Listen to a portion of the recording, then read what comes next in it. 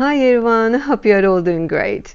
Today I have an old chair here. This tossed out by someone would of course be considered trash, so I plan to turn this into treasure.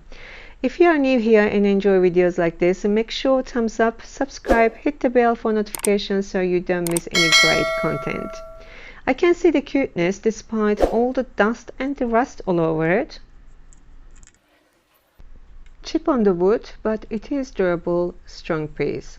So join me as I work on this upcycle project. We'll show you each step and let's see how it's gonna turn out. At first, removing seat cushion. Spiders, spiders, why cannot be butterflies? Okay, we'll deal with this later. Trying to remove the backrest. Don't mind these dirts right now, lots of cleaning has to be done once everything removed apart. It's not working, let's try the other tool again. This could take all day. Okay, on the last one. Oopsie! Cleaning the metal base and all other metal parts with sugar soap first. Now I'm using heavy-duty brake fluid generously only on metal parts and the base. This will help to break out the rust.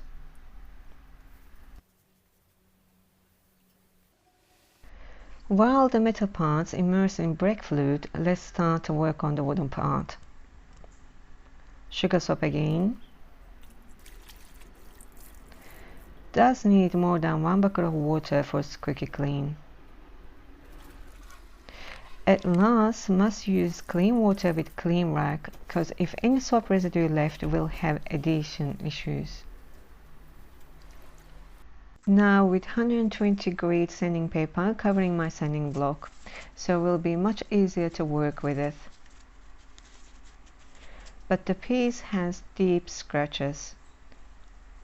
I may need lower grade sanding paper for smoothing that out. Sanding with 120 grit. Yes, I'm using 60 grit for these deep scratches. 60 grit is done. Now I'm using 120 again. And now 240 grit. New into flipping furniture, you may want to note this. Lower the numbers, higher the grit, higher the numbers, lower the grit. Higher grit means the paper is more coarse and you need it for deep scratches. Also, you may see on the instructions of the paint cans, the area you are working on must be sound, meaning no old paint flaking. So you need to have smooth surface for the paint to work well. But must careful when using 40-60 high grade coarse papers, especially on the edges, may damage your piece. If 60 grit seem too aggressive, switch to 80 grit. For finish work, higher grades such as 60-80 not appropriate. You may skip some numbers as I done here depending on the piece you are working on, but you can't jump from the 60 to 40. You need to gradually go up for smooth finish. Also, unless you are going to stain it, no need to sand it to bare wood for painting as I did here.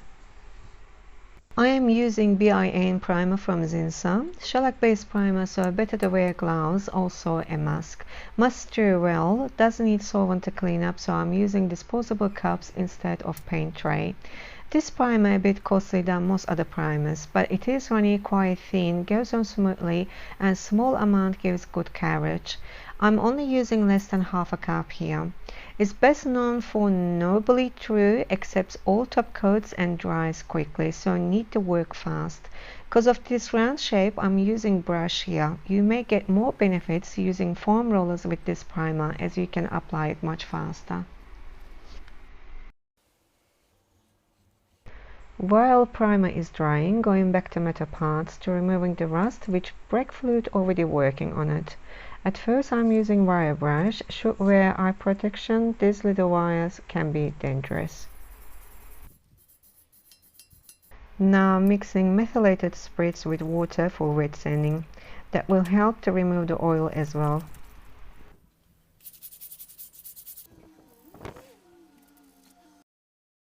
Take a closer look. As you see, it works.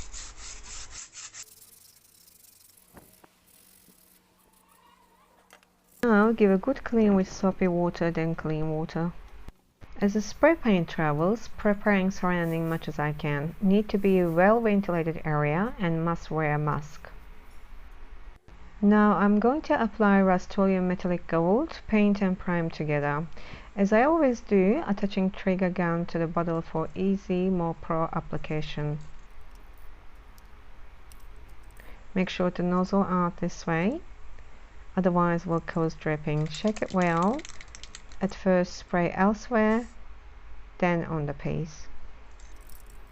No heavy coats, meaning do not spray on one spot. Long strokes across, overlapping and lifting up my bottom when I get from side to side. Make sure work in thin layers. You can layer up as I do here, because I'm going from dark color to light. Takes a couple of coats on each section. Once happy with the coverage, no need to spray over it again. Giving tiny cut on the box and sticking bolts into upright position. And placing washers as well for spray painting. For the wooden part, I'm using Tubman's water-based enamel, semi-gloss finishes in white color. Previous ones used for shellac base, so use different stirring stick and brush. Stir well and brush it on. I am using disposable cups again, just easy for me to hold it. You can use your tray as a water-based paint, only need a water to clean up.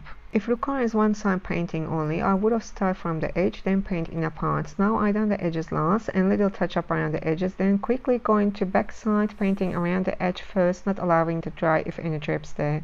Eliminate to brush marks. First I'm dipping my brush into water. You may use float roll as well if you have budget for it, then into the paint. Applying long strokes covering full length of the piece. If your piece is too large, you may need to start in the middle of the area. That could leave harsh lines, so we have enough paint there to ensure ease of the spreading the product. Once happy with the coverage, lay off paint in one direction from side to side with brush or roller that is not loaded with the paint. I am dipping my brush into the paint and wrapping with plastic bag, same as the leftover paint, so I can reuse on the second coat without cleaning it. While the paint is drying, working on seat cushion. Basic stable remover gets really handy on any project requires removing stables. And moment of truth, yes, it's okay to reuse. Steam cleaning the foam and fresh air. Metal parts are dry, going to seal it with Rust-Oleum clear top coat.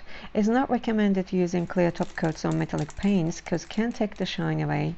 I'm willing to get that look because this Rust-Oleum metallic gold paint mainly made for decorative items, not for furniture. When it comes to chair, it's gonna be lots of movement, kicks and bumps may cause damage to the paint, so better to seal it. You're able to see on coffee table makeover video, I used different gold paint, which I wasn't happy about from the beginning. Anyways, I used sealer as well, and I assure you that paint did not get one scratch yet. Very durable paint. Hopefully we'll work on this as well. Alright, first coat dry, applying second coat with same method. This plywood for the seat cushion is moldy that I couldn't clean it and damage, so I'm replacing this. The foam in good condition, will reuse it. Of course couldn't help washing it fully. Third and final coat using craft foam, just light application giving more smooth finish. I am keeping this piece for myself, not for sale. If it is for someone else, I would have sealed it for more durability. When it comes to enamel paints, they for doors and trims, very strong hard finish paints, even water-based ones, so not really need protective coating, but if does need repair in the future, I can always fix it. Drawing from old plywood to new MDF board so I can cut exact shape. Okay, please do not do what I am doing here. It is very dangerous thing to do. Never muck around with power tools. Yes, you may worry about my fingers now, right? Even I have used this milk crate many times, I should be worrying too. And maybe time for get a proper cutting table or whatever it's called. Assembling the backrest, just doing reverse order how dismantle it first. Before attaching the seat cushion, let's check the board first. Yes, perfect fit. The material is too dirty, can't use as a template. Place the foam on the board, then measure it. Always cut the material a couple of inches more. May some of you remember my journey of reupholstering to armchairs. Told myself not to touch the stable again afterwards, at least for a long time. But here we go again. Luckily on a small piece. Be generous with the material, cutting off the excess parts, placing dust cover. Nothing special as I use old mattress protector here. You can use whatever fabric available at home. And looking good. Okay, let's place the last piece and voila! This turns out absolutely great. So gorgeous, right? Doesn't even look close to how it was before. I think trash the treasure concept is perfectly completed. What do you all think? I would like to hear from you all, so please let me know your thoughts about this project. I am amazed.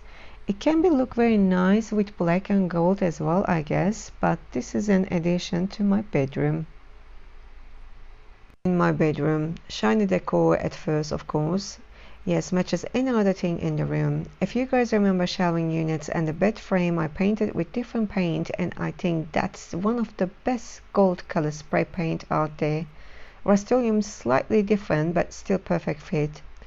And the material I use, same as the tufted ottoman I made from outdoor storage box.